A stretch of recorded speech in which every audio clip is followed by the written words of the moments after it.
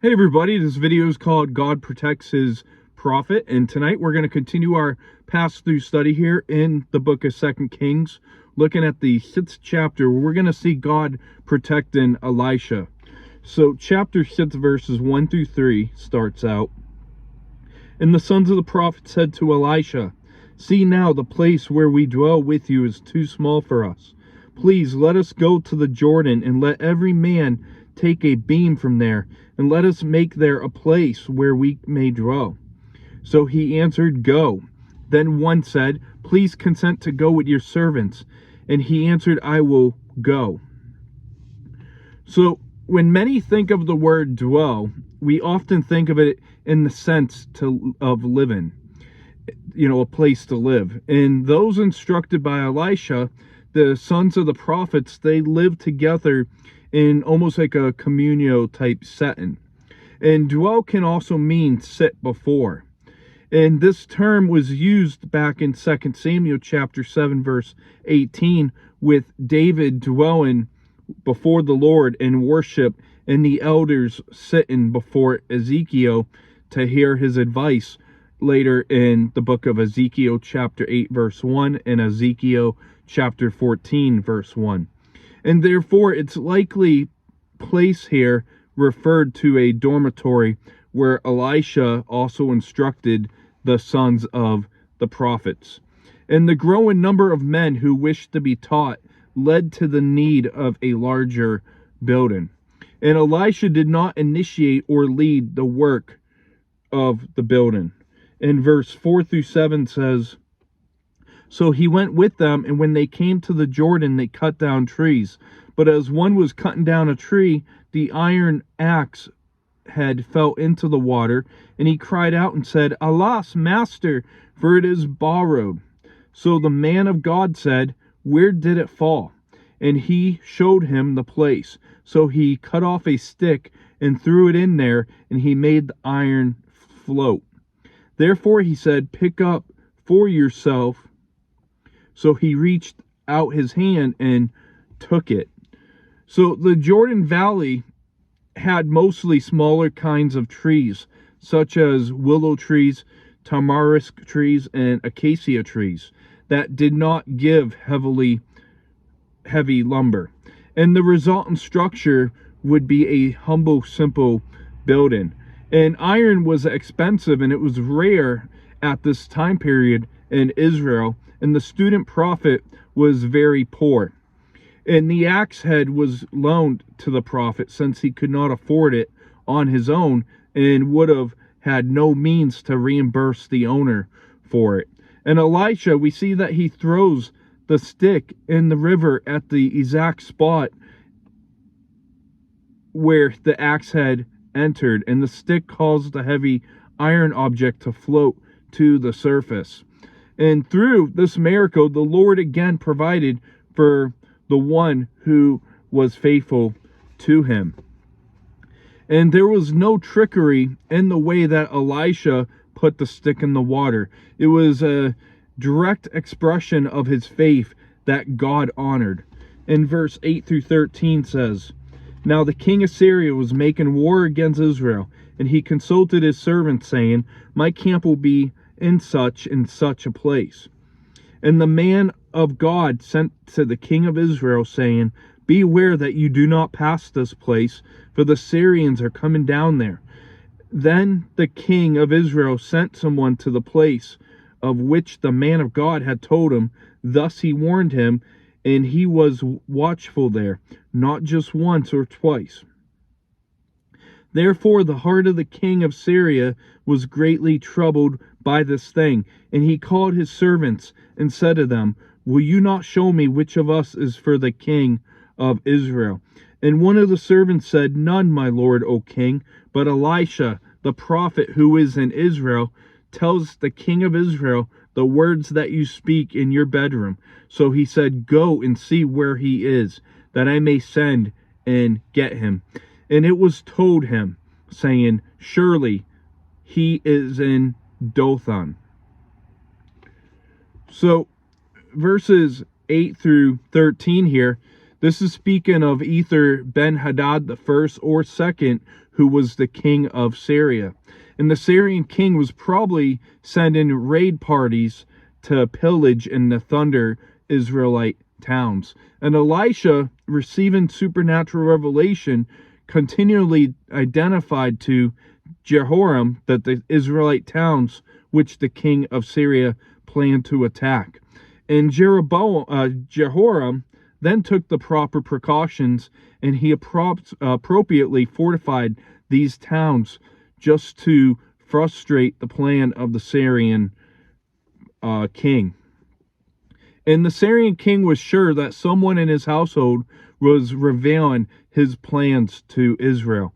And the king's plan was to capture the prophet Elisha, who knew all his secrets, so that no matter how great Elisha's knowledge might be, that he wouldn't be free to inform Israel's king.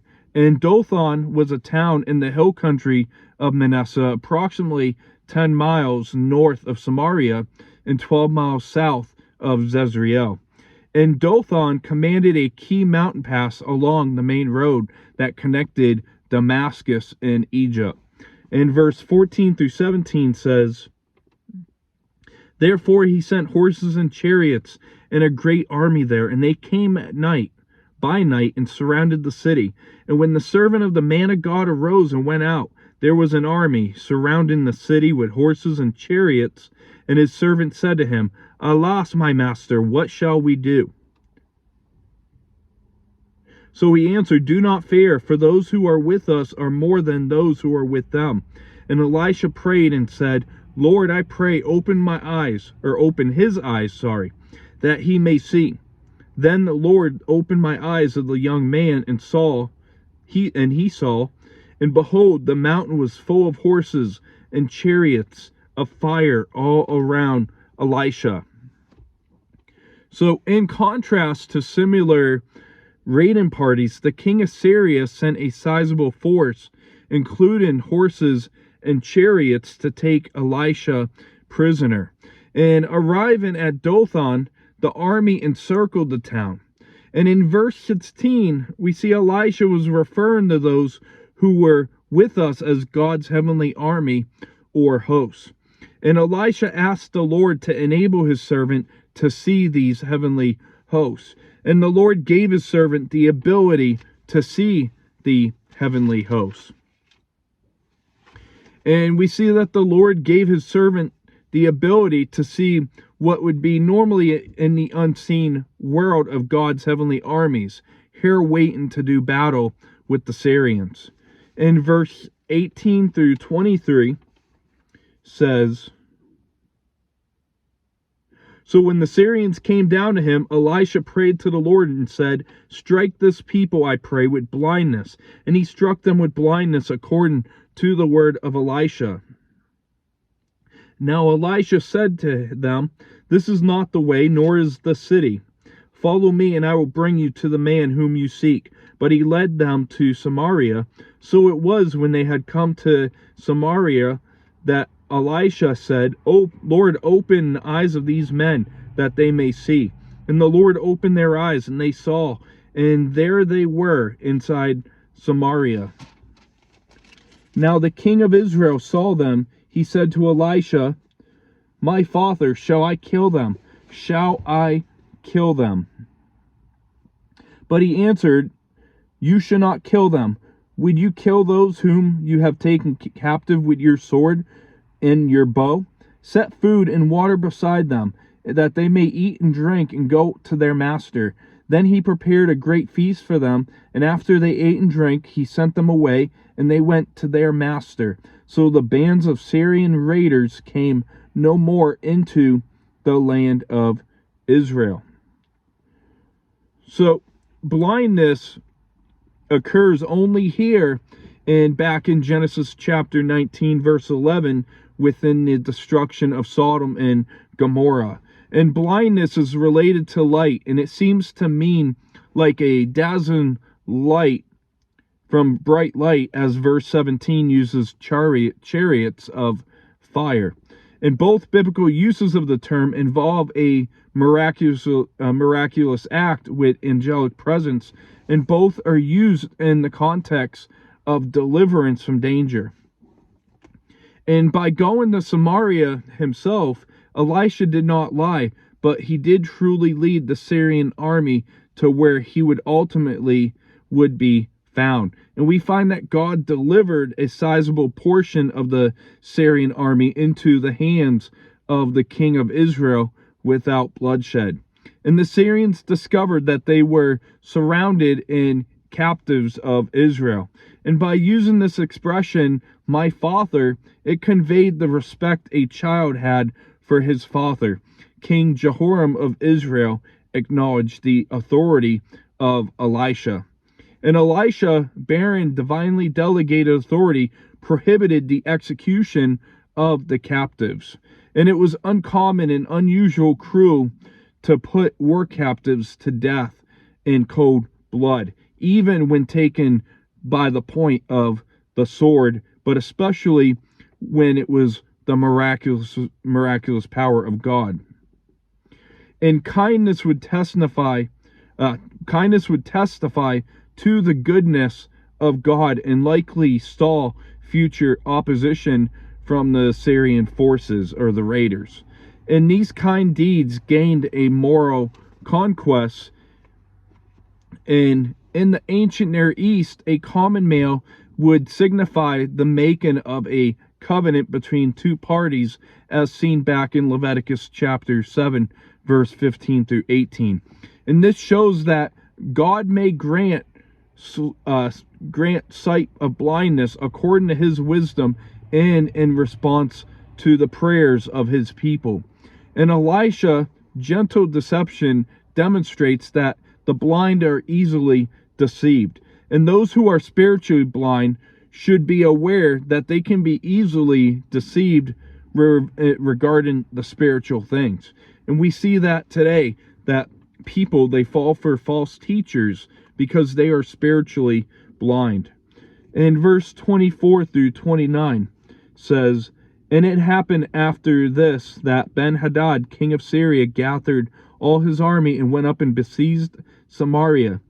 And there was a great famine in Samaria, and indeed they besieged it until a donkey's head was sold for 80 shekels of silver, and 1/4 of a cab of dove droppings for 5 shekels of silver. Then as the king of Israel was passing by on the wall, a woman cried out to him, saying, 'Help, my lord, O king.' And he said, 'If the Lord does not help you, where can I find help for you? From the threshing floor or from the winepress?' And then the king said to her, 'What is troubling you?' And she answered, 'The woman said to me, Give your son, that we may eat him today, and we will eat my son tomorrow. So we boiled my son and ate him. And I said to her on the next day, Give your son, that we may eat him. But she has hidden her son.'" And so this same Ben-Hadad had laid siege on Samaria earlier back in 1 Kings chapter 20, verse 21, which was the result of Ahab's foolish and misplaced kindness in 1 Kings chapter 20, verse 42. And in contrast to the smaller raiding parties and the larger force seeking Elisha's capture, Ben-Hadad gathered his entire army, marched to Samaria, and besieged the capital.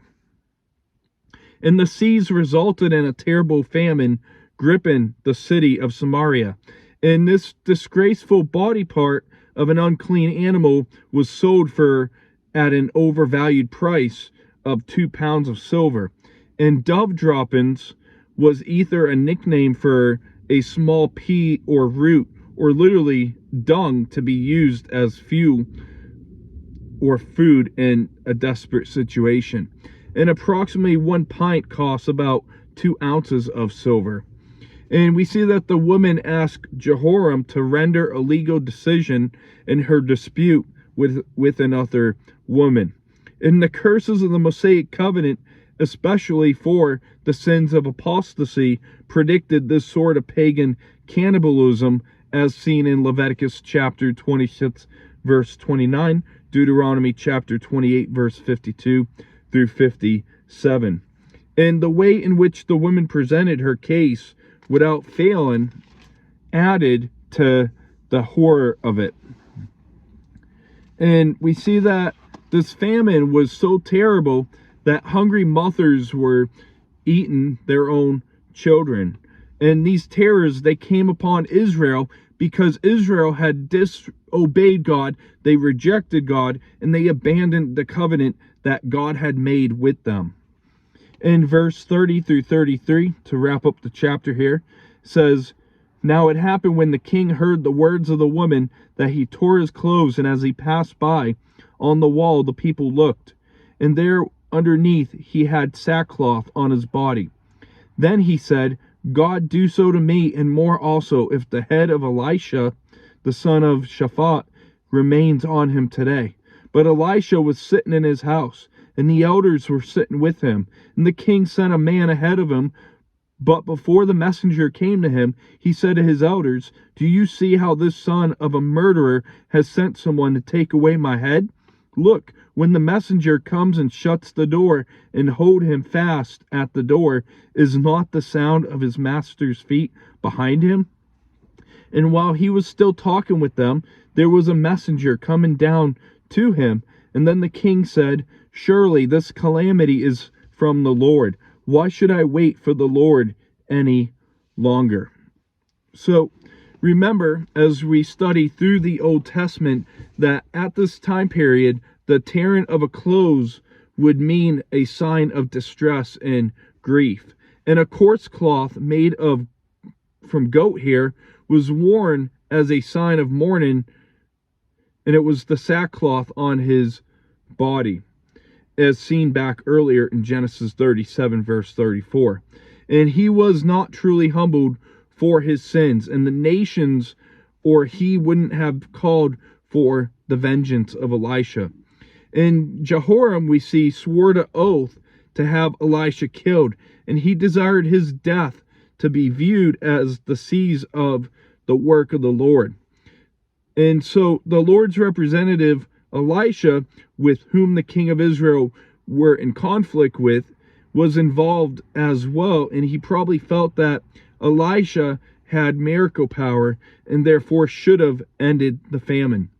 And most likely he wanted Elisha dead because he expected that his mourning, perhaps counseled by the prophet as an act of true repentance, which it was not, and it would result in the end of the siege.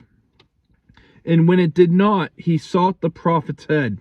And we see that the elders were the leading citizens of Samaria, whose gathering indicated a high regard in which Elisha was held by the prominent of Samaritan society. And the son of a murderer was a phase, meaning that Jehoram was the son of Ahab, who was guilty as a murderer, as we studied back in 1 Kings chapter 21 a couple weeks ago. And also that he had the character of a murderer. In Jehoram, he viewed the Lord as an instigator of the siege and the famine in Samaria, and he declared that he saw no hope that the Lord would reverse this situation. And at least he was honest enough to admit his real anger was against the Lord, and rightfully so. And so today, to wrap up real quick, we looked at today the sons of the prophets need to expand, and we looked at the recovery of the axe head, which was another miracle of provision. And we saw the king of Syria plotted to capture Elisha.